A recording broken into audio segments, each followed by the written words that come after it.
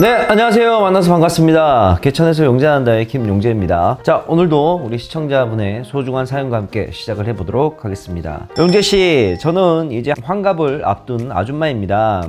자식들 다 키워서 출가시키고 평생을 전업주부로 살아와서 매일 아침에 눈 뜨면 심심하여 주변의 아줌마들이 주식 투자를 틈틈이 하며 한 달 식비에 보태 쓰는 걸 보니 재밌어 보여서 저도 아이들이 주는 용돈으로 소액으로 주식 투자를 즐기고 있습니다. 주식 투자뿐 아니라 매일 아침 경제 뉴스를 읽는 것에도 재미를 붙여서 요즘 사는 게 재밌습니다. 그런데 뉴스를 보면서 인사이트는 걸러지지만 이러한 내용을 어떻게 주식 투자에 접목을 시켜야 하는지 감이 안 와서 회원 가입도 어려운 제가 이렇게 회원 가입을 하여 글을 남겨봅니다. 독수리 타자로 글을 써 내려가니 지금 이 글도 벌써 30분째 쓰고 있는데 궁금한 건 두 가지입니다. 국내 증시 시총이 올 들어서 341조 불어나 대형주 순위 지각변동, 대형주가 지각변동이 되었다는 것이 국내 주식 투자를 하는데 큰 영향을 끼치나요? 동학개미가 돌아왔나? 1분기 주식 결제대금 전분기 대비 7% 증가. 주식 결제대금이 늘어났다는 게 개인들의 투자가 증가했다는 거죠. 뉴스기사 두 개의 제목을 올려주셨네. 그러면 다시 예전처럼 개인들의 투자가 활발해지면 주식 투자에 긍정적인 영향을 끼칠까요? 소액을 넘어서서 이제는 1000만원대 주식 투자를 하기 전 시장 동향을 어떻게 파악해야 되는지 모르겠어서 이렇게 물어봅니다. 아줌마라서 물어볼 데가 없는데 답해 주시면 아주 고맙겠습니다. 감사합니다. 그래요. 일단은 우리 내용을 좀 종합을 한번 해보자. 그런다면 시장 동향을 어떻게 파악해야 되는지 모르겠다. 이게 제일 일단은 걱정이신 것 같네. 시장 동향을 어떻게 파악할지 모르겠다. 이걸 물어볼 데가 없다. 자, 일단은 뭐 해야 될 얘기들이 좀 있는 것 같아요. 질문에 대한 답변부터 드리면서 차근차근 이야기를 좀 나눠보도록 하겠습니다. 시장 동향을 파악하는 데는 여러 가지 방법이 있습니다. 우리가 직접 눈으로 데이터를 확인하고 데이터를 분석해서 결론을 도출해내는 방법이 하나가 있고요. 그 다음에 또 두 번째로는 밖에 나와 있는 매스미디어를 통해서 우리가 시장의 동향을 파악하는 방법이 있고, 이렇게 두 가지가 있어요. 첫 번째는 방금 제가 얘기했던 거, 데이터를 분석을 해서 시장 동향을 파악하는 거는 있는데, 솔직히 이 부분은 이제 우리 아주머니, 우리 시청자분 기준으로 이제 막 주식에 입문하고 하다 보니까 하는 방법은 그렇게 쉽지가 않을 겁니다. 이 데이터라는 것들이 뭐 한두 개가 있는 것도 아니고, 그 다음에 뭐 외국인, 기관, 그 다음에 개인들의 순매수량, 순매도량, 그 다음에 지표에 관련된 것들, 그 다음에 차트를 보는 것들, 그 다음에 이러한 부분들, 즉 이 데이터 분석이라는 거는 내가 직접 데이터를 가지고 이러이러한 결론에 이르러서 그동안 이러한 데이터가 나왔기 때문에 앞으로 시장이 뭐 좋아질 거다, 나빠질 거다 등등 이런 거를 자체적으로 분석할 수가 있어야 되는데, 솔직히 주식 초보자분들이 그러한 판단을 내리기까지가 굉장히 어려운 과정이 많이 있어요. 그래서 이러한 부분은 좀 뒤로 미루시고 방금 말했던 후자의 방법으로 좀 선택을 하시는 게 좋아요. 자, 후자의 방법은 뭐냐? 우리가 매스미디어를 통해서 내용을 깨우치는 방법이 있겠죠. 가장 쉽게 좀 할 수 있는 방법이 뭐냐면,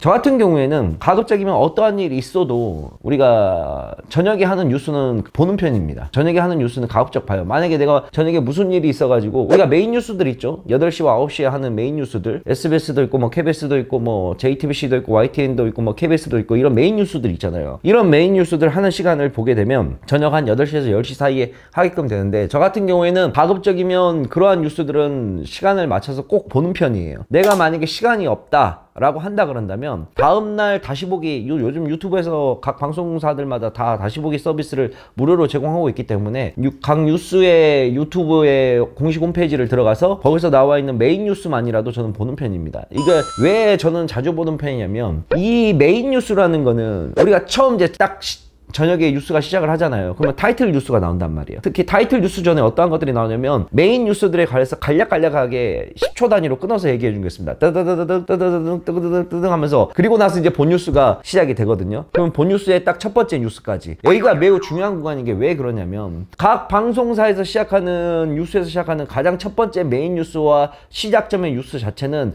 가장 비중이 있고 사회적으로 이슈가 되는 것들만 첫 프레임에 담기 때문에 굉장히 중요한 뉴스라고 할 수가 있어요. 그래서 이 뉴스를 보게 되면 반복적으로 나오는 구간들이 있어요. 예를 들어서 어제도 메인 뉴스가 나오고 오늘도 똑같은 내용으로 또 다음날에도 메인 뉴스, 또 다음날에도 메인 뉴스, 이러한 것들은 지금 시장이 이슈가 되고 있다는 내용인데, 흔히 일례로 말을 하게 된다면, 자, 지금에는 우리가 최근에 요즘 뉴스 보게 되면 메인 뉴스에 코로나19 관련된 뉴스가 메인 첫 번째로 나옵니까? 안 나오죠. 근데 과거에 우리가 코로나 한창 발발할 때는 가장 먼저 첫 프레임에 대한 뉴스는, 첫 시작점은 무조건 코로나 천안에 관련된 거였어요.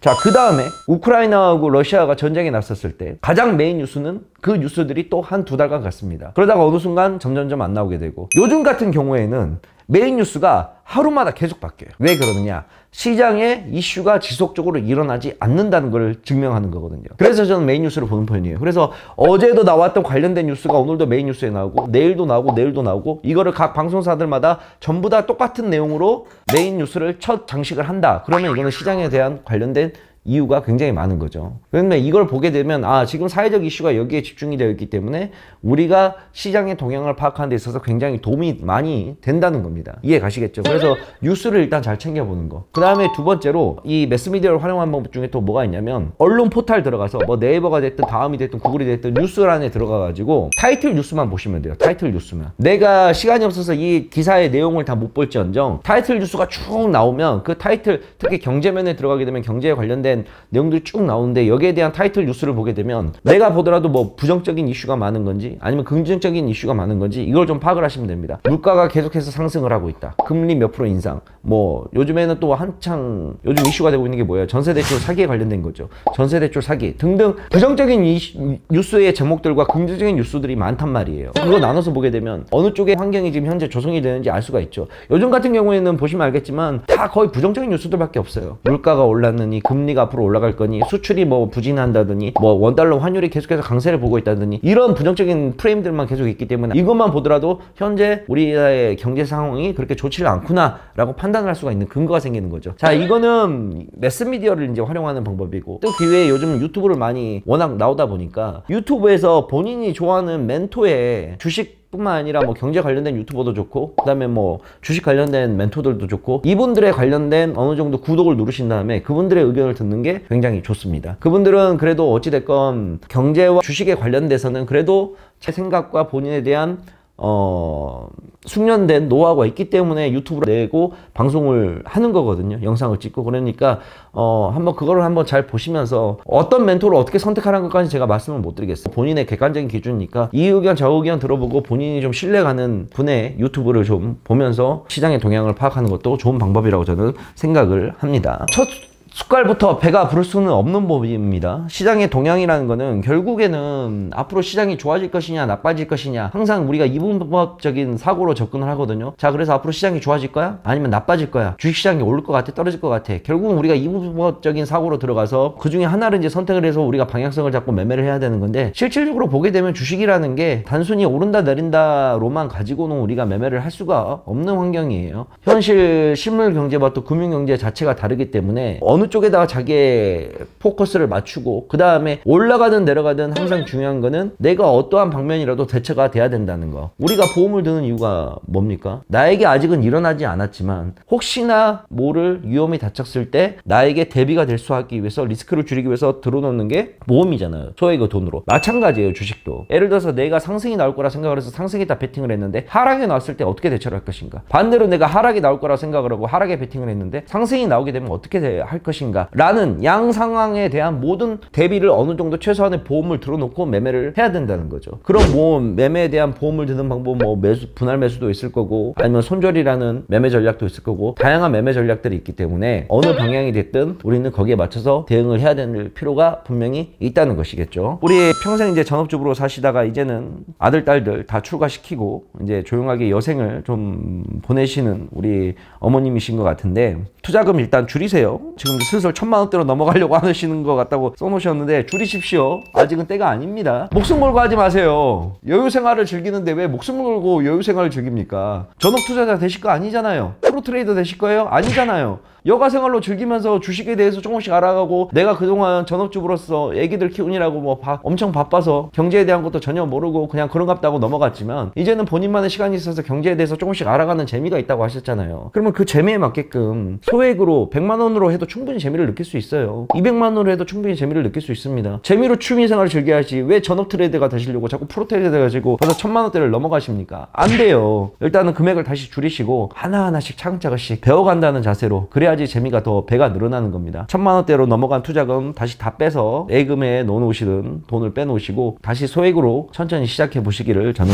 꼭 권유를 드리고 싶습니다. 아시겠죠? 자, 그리고 이제 이분께서 질문해 주신 게 대형주가 지각 변동이 되었다는 것이 국내 주식 투자하는데 큰 영향을 끼치나요? 대형주들 시가총액이 많이 불어났어요. 거의 여기 뉴스 보니까 한 341조가 불어났다는 건데, 여러분도 아시다시피 뭐 2023년 들어서 대형주들이 많이 뛰었죠. 가장 크게는 뭐 에코프로 관련된 2차전지 에코프로와 에코프로 BM이 시가총액이 말도 못하게 뛰었었고, 그 밖에도 다른 대형주들도 시가총액이 많이 늘어났는데, 시장이 그래서 지금 보게 되면 이 대형주들 쪽에 좀 집중이 되다 보니까 시장이 계속해서 코스피도 그렇고 코스닥도 그렇고 많이 좀 올라온 경향들이 있습니다. 근데 실질적으로 중소형주들은 많이 못 올라왔어요. 지난 1월, 2월, 3월, 4월까지 해서 중소형들은 어느 정도 올라오긴 했는데 그 수준 자체가 미비할 정도라고 보이고, 결국은 대형주들이 올라간 건데, 원래 대형주들이 올라가게 되면 그 다음에는 이 섹터 자체가 중소형주로 넘어와야 됩니다. 왜? 대형주가 먼저 앞에서 끌어줘야 되고 그 다음에 중소형주가 이끌어줘야 되는데, 지금 시장이 올라온 게 대형주가 이제 끌어올린 시장인데, 이게 과연 중소형주로 순환매가 될까라고 봤을 때 저는 좀 부정적인 생각을 좀 가질 수밖에 없어요. 정상적으로 갖다 끌어올린 게 아니라 시장이 비정상적으로 올라가지 말아야 될 자리에서 올라갔기 때문이죠. 시장이 어느 정도 올라오는 거는 작년 한 해 시장이 꼬꾸라지고 나서 올라와야 되는데, 올라오는 상승 기간이 기술적 반등 구간이 들어가는데, 그 기술적 반등 구간이 지금 제가 봤을 때는 너무나 많이 위로 올라와 있는 구간이라는 거죠. 그러면 이게 정상적으로 갖다 끌어올린 순환매의 장으로 올라가는 게 아니라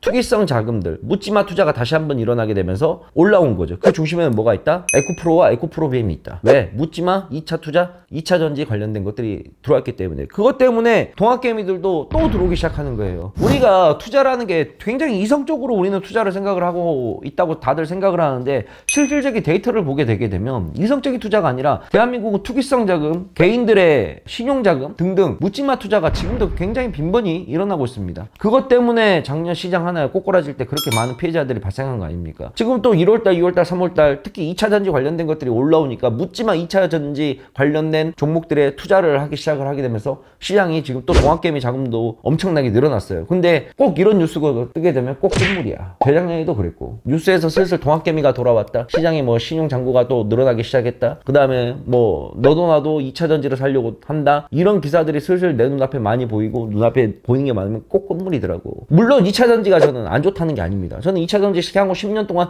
계속해서 시장을 이끌어낼 주도주의 섹터라고 생각을 해요. 다만 우리가 해야 될 건 뭐다? 우리는 쌀 때 주식을 사야 됩니다. 비쌀 때 사는 건 의미가 없어요. 자, 삼성전자 98,000원 찍었을 때 8만원, 9만원에 때 샀던 사람들 지금 계속 몇 년간 1년간 2년간 고생을 하고 있잖아. 삼성전자가 나빠? 아니지. 우리나라를 대표하는 주식인데 또 언젠가 올라가겠지. 허나 내가 말하는 거는 가격의 문제라는 거야. 그때 98,000원에 살 거, 9만원에 살 거 지금 사면 얼마나 마음 편하게 갖고 있을 수가 있냐 이거지. 물론 2차 전지도 마찬가지라는 거예요. 2차 전지도 지금 향후 10년간 앞으로 계속 전 세계에서 주목을 받고 우리나라의 섹터를 이끌어낼 주도주라는 건 변함이 없지만, 현재는 가격이 많이 올라왔으니까 또 쉬어가는 구간에 또 사면 될 거 아니에요. 왜 그걸 오늘 아니면 내일 못 살 것처럼 오늘 아니어도 내일 사면 돼요. 내일 못 사면 모레 사도 됩니다.